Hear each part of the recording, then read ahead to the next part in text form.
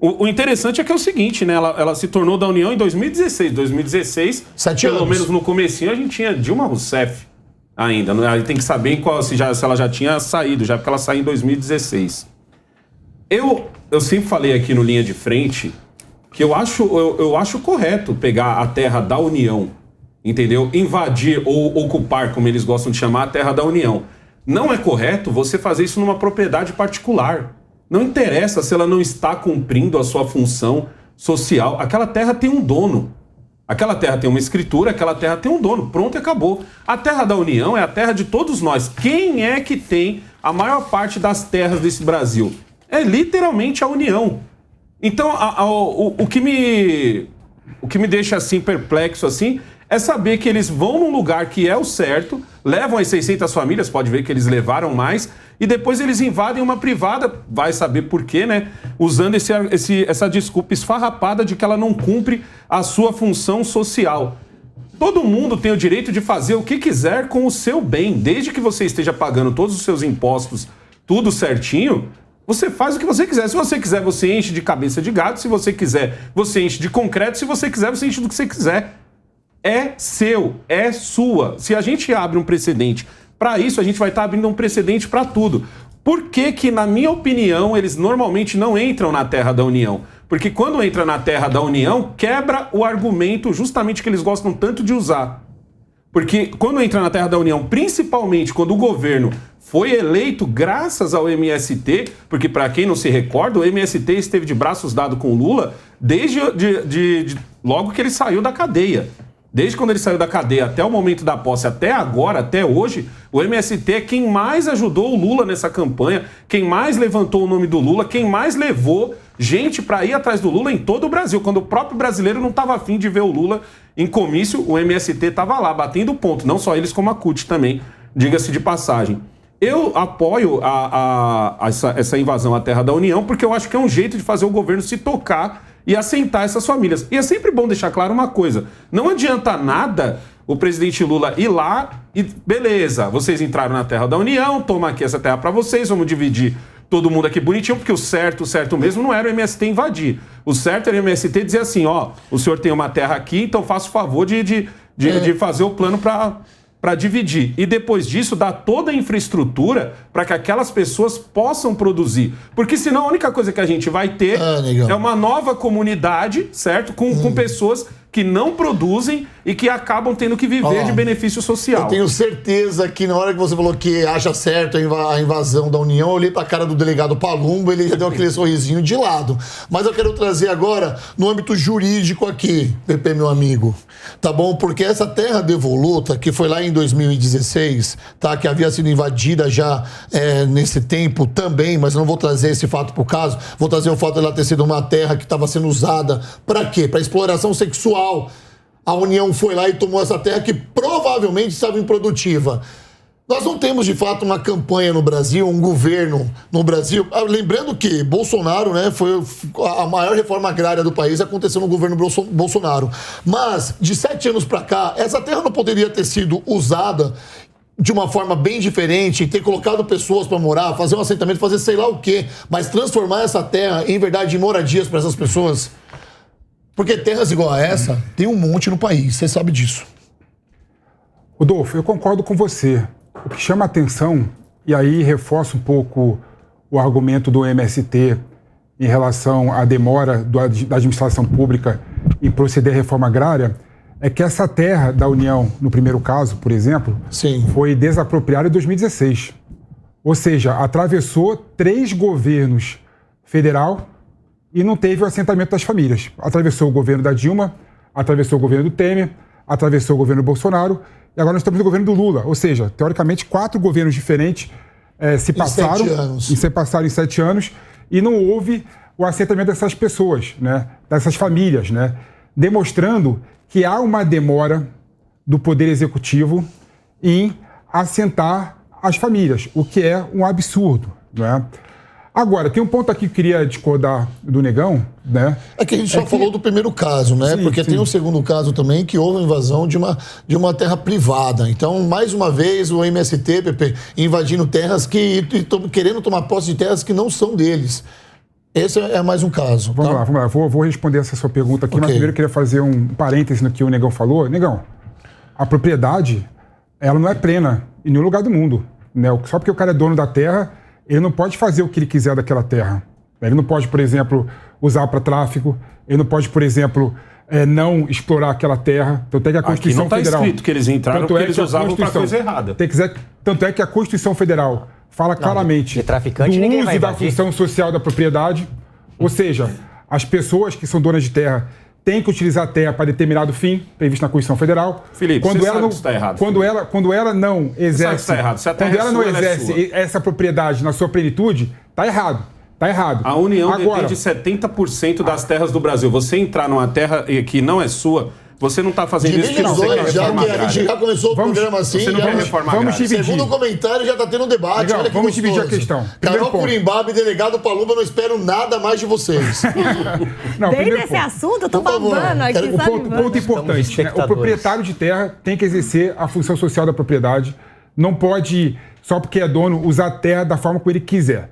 Esse é o primeiro ponto. O segundo ponto, claro, a Constituição Federal não permite invasão de terra. Eu não estou aqui defendendo invasores de terra. Eu não estou aqui defendendo o MST quando ele exacerba o seu poder reivindicatório, o seu direito, e vai invadir terra. Não estou falando isso agora. Mas o fato é que há dois direitos coincidentes. Né? O direito do MST em ter a reforma agrária, que é um direito constitucional também, está na Constituição, e o direito do proprietário em ter a sua propriedade. Qual que vale mais?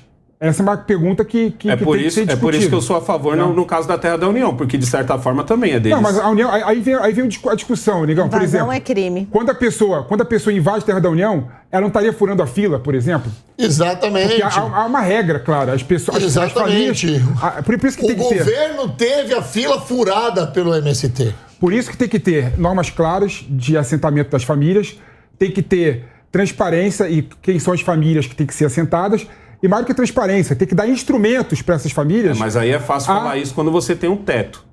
Tem que dar instrumentos para essa família. Quando você tem um teto, para poder produzir. Agora, quando você não tem um teto, quando você não tem uma terra, entendeu? Aí é mais difícil. Eu sou a favor, no caso da Terra da União, porque é o que eu vejo em São Paulo quando isso acontece. A única invasão que o cara entra e fica, e amanhã depois ele tem água, luz e esgoto encanado na porta da casa dele é justamente a do Estado. Porque a privada, a única coisa que ele vai conseguir é ser extorquido por muitas dessas ONGs aí que fingem que estão do lado dele. Ele pode forçar. Há uma questão lógica. Por que no governo Lula os números de invasão aumentaram? Por quê? Porque o MST, por ser um movimento ligado à esquerda... Não, ligado à esquerda... Por ser um movimento ligado à esquerda...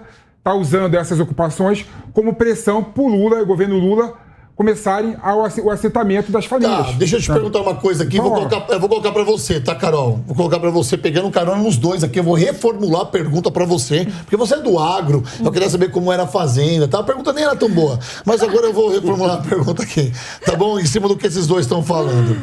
Porque nós temos pessoas presas no 8 de janeiro até agora. E um dos principais motivos foi a invasão aos três poderes, ok? Invasão é invasão em qualquer lugar, ponto final. Se invadiu é crime. Não interessa se é da União, não interessa se é privado, não interessa. Invadiu é crime. Invasão tá lá. Tá onde, Pepe? Na Constituição. Invasão. Você lembra o código aí? Da Constituição Federal? Tem que buscar aqui, se quiser. Não, tudo bem, mas você em casa aí já sabe. Tá lá, o importante. Eu tô só no primeiro ano de direito. Como assim você não decorou a Constituição? Chamado oral. O que acontece? Exatamente, peguei você, Pepe, olha só. O que acontece? Por que, na sua concepção, você que é do agro, Carol, quando o MST, eles invadem essas terras, eles não são presos, não são punidos, tampouco são levados para a delegacia e muito menos respondem pelo crime ambiental que eles fazem, porque eles entram e desmatam muito dessas fazendas e saem pela porteira, vou dizer assim, não é pela porta, pela porteira.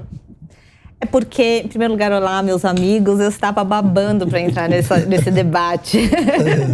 Chegou a sua vez. Chegou a minha vez. É porque é um movimento cheio de narrativas e ele se embeleza, né? E atrai muita gente que apoia esse movimento de invasão. E eu tô com você, invasão é crime, não importa se é em terra da União, não importa se é em propriedade privada. A lei tem que ser seguida independente de onde e como. Mas aí eu quero trazer para um passo atrás. Eu gosto sempre muito do pragmatismo político, Rodolfo. Vamos pensar uma coisa. Fazer assentamento e estimular isso é uma política pública, concordam? Se é uma política pública, a gente tem que avaliar, é a melhor política pública porque há um custo. O grande professor Chico Graziano foi inclusive na CPI do MST, mas ele vem falando isso há muito tempo e eu vou fazer para vocês um resumo, falar de alguns números para a gente ver se realmente a reforma agrária é uma política pública eficiente ou se a gente tem que pensar nela como uma alternativa que é ineficiente. Nos últimos 40 anos, o Brasil fez a maior reforma agrária do mundo. Em média, foram 344 assentamentos por ano. Não há parâmetro igual para a gente comparar no mundo. E lá atrás, quando começou, fazia sentido sim, porque a produção agropecuária era muito ineficiente, então se fazia sentido e a população morava muito no campo. Mas de lá para cá, a produção rural se tornou altamente eficiente e investimento em tecnologia é o que faz realmente a diferença na produção do campo. Mas a gente teve nesse histórico da reforma agrária 2 momentos em que, primeiro, o Estado desapropriava as terras, então não tinha custo para o Estado e ele entregava para os assentamentos. E nos últimos 20 anos para cá, parou essa desapropriação em si e começou a compra de terras do Estado para o assentamento. Ou seja, tem custo para o Estado o assentamento. Esse custo, segundo o professor Chico Graziano, que fez um estudo incrível sobre o assunto, é de R$217 mil por família assentada. O custo da terra mais o start ali, os custos iniciais para a produção. R$217 mil. A renda que aquela família faz no campo, a renda agrícola, somada à renda não agrícola, porque elas têm que fazer bico ou trabalhar em outras coisas porque produz muito pouco, porque são famílias vulneráveis, é de R$8 mil por ano, ou seja, não chega a R$700 por mês que as famílias assentadas conseguem fazer. Ou seja, há miséria no campo dentro dessas famílias assentadas, mesmo as regularizadas. Por que a reforma agrária não deu certo no Brasil desde do seu início há 40 anos atrás, pelo menos? Porque ela foi feita em cima de uma política como instrumento de política social e não como instrumento de política econômica, como aconteceu em outros países, como a Malásia, por exemplo, que eles pegaram esse movimento e falaram como que a gente faz para colocar essas famílias no campo e torná-las lucrativas para o Estado, fazer com que elas produzam e elas cresçam.